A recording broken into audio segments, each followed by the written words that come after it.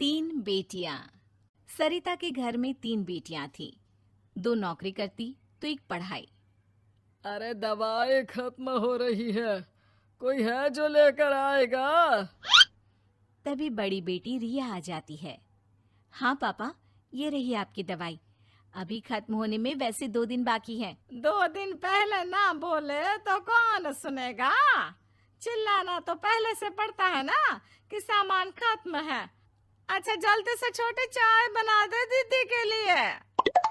जी माँ। और हाँ, पकोड़े तल लेना, बारिश का मौसम है, मजा आ जाएगा। मैं बाजार से आलू ले आती हूँ माँ, खत्म हो रहे हैं। घर का सारा काम बिल्कुल परफेक्ट चल रहा था। दोनों बेटियां पढ़ाई के बाद नौकरी कर रही थी और छोटी पढ़ाई, पिता की पेंशन और अपना मकान। लेकिन पास की कमला चाची। और रियासिया की माँ, तुम लोगों को कितने सालों से देख रही हूँ, परेशान ही देखा।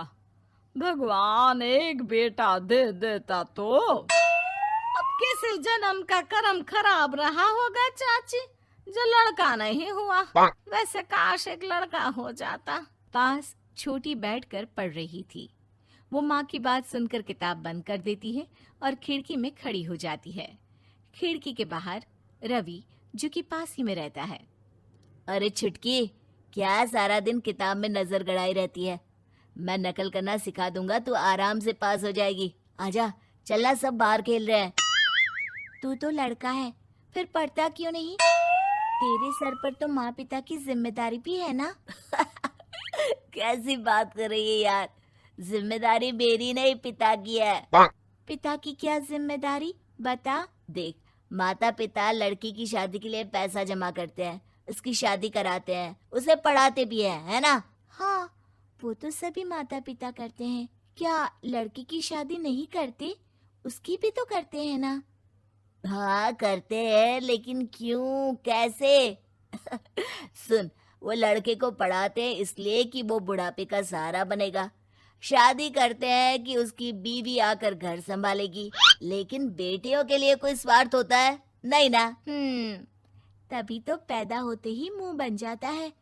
अब तू सोच, तू किसी के घर जाए और वो तुझे देखकर मुंह बना ले तो कैसा लगेगा? वो तो पागल होते हैं। बेटियां जीवन भर माँ बाप के लिए सोच ले, लेकिन फिर भी वो उसे अपना नहीं मानते। बेटे दिन रात निखट्टू बने रहे, लेकिन उम्मीद उन लोगों से फिर भी बहुत होती है ना? चल छोड़ना, तू ये बता कि किस जिम्मेदारी की बात कर रहा था तू पिता की? अरे यही कि अगर बेटे को बुढ़ापे का सहारा और रिटर्न के रूप में देख रहे हैं तो इन्वेस्ट भी तो अच्छा करना चाहिए ना।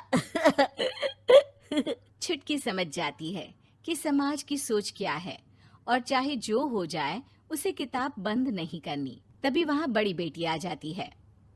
माँ, अरे ओ माँ, ये ले मिठाई खा ले। क्या हो गया? लड़का पसंद आ गया क्या कोई? भाई ऐसा हो तो मिठाई ना ही खिला, चली जाएगी तो घर कैसे चलेगा? अरे लड़की को क्या जीवन भर बिठाने का इरादा है?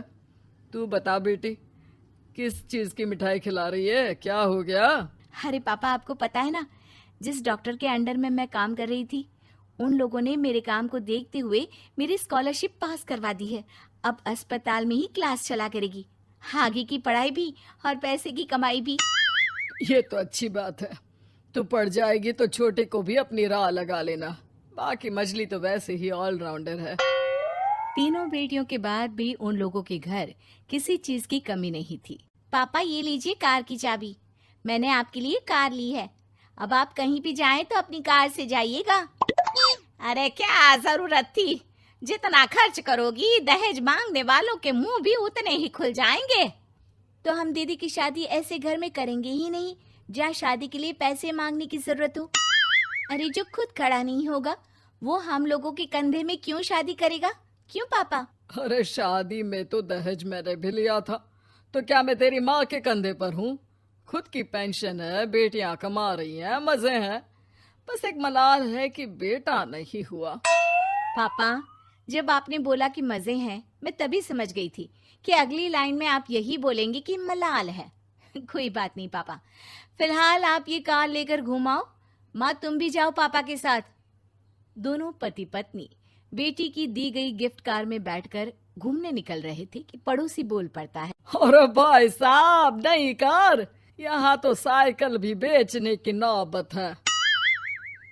नजर ना लगाइए भाई साहब, जीवन में कार का सपना पूरा होना हम लोगों के लिए तो बहुत बड़ी बात है। हाँ हाँ, लाखों की कार हम हजारों की कमाई वालों के लिए कहाँ मुमकिन थी, ऊपर से तब जब कोई बेटा भी नहीं है। वैसे भाई साहब, आपकी साइकिल बिक क्यों रही है? भगवान की दुआ से तो आपके 4 लड़के हैं। हाँ हाँ, आपको तो हेलीकॉप्टर से घूमना चाहिए। और खाक हेलीकॉप्टर भाई साहब, अब क्या छुपाना, 2 लड़के तो कुछ कमाते ही नहीं, सारा दिन टीवी मोबाइल में लगे रहते हैं। और बड़े 2 जो किसी तरह जिम्मेदार बने भी हैं, बहू के कहने पर 1 पैसा हम लोगों को नहीं देते, ना इज्जत है ना मान सम्मान। हाँ भाई साहब, भाभी बता रही थी, बहू के होते हुए भी नौकरानी की तरह सारा दिन लगी रहती है घर के कामों में। आप किस्मत वाले हैं भाई साहब, जो बेटियां घर के साथ साथ बाहर का काम भी पूरी जिम्मेदारी से संभाल रही हैं। हाँ वो तो है, लेकिन कब तक? एक ना एक दिन तो ससुराल निकल जाएंगी, फिर तो वही हम दोनों और वही पेंशन। आप लोग भी कौन सा संजीवनी बूटी खा कर आए हैं? चलिए चलिए जाइए, नई कार का मजा लीजिए। अच्छा ऐसा करते हैं, मेरी बहन के घर चलते हैं, काफी वक्त हो गया है मिले। दोनों बहन के घर जाते हैं, जहाँ उसकी बहन और उसका पति बैठकर चाय पी रहे होते हैं। अरे भाई भाभी, आज रास्ता कैसे भूल गए आप लोग? अरे हम तो फिर भी भूल गए, तुम तो कभी नहीं आते हमारे घर। अरे कोई आने का साधन भी नहीं है ना, अब बस से आना हम लोगों के बस की बात तो रही नहीं भाई। अरे दीदी, 2 कार थी आप लोगों की, कहाँ गई? भाभी वो तो जिसकी थी वो ले गया।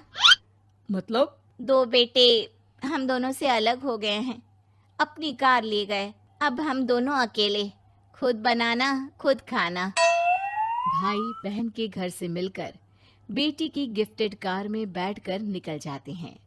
काश हम लोगों को भी लड़का हो जाता।